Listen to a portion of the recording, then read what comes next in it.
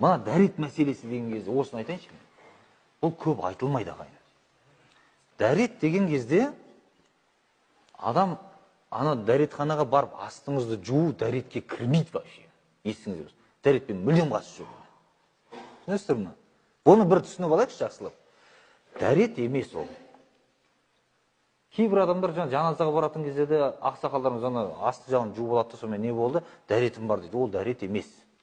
Дәретке кірмейді. Бұл сіз дәретханаға әрдайым барған сайын астыңыз тазалап ұстап отыруыңыз керек ол. Болды, сол нәрсе ол.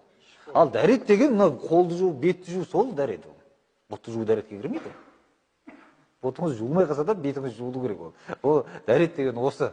Ашып айтайын. Ал енді соның үшін үш нәрсе бар. Біріншісі жел шығарады адам. Жел шығарған уақытында дәретханаға барудың қажеті жоқ. Бізде дәрет ал десе құман алып туалетке кетеді. Отырасың ба дәретке? Жоқ дейді. Дәрет деген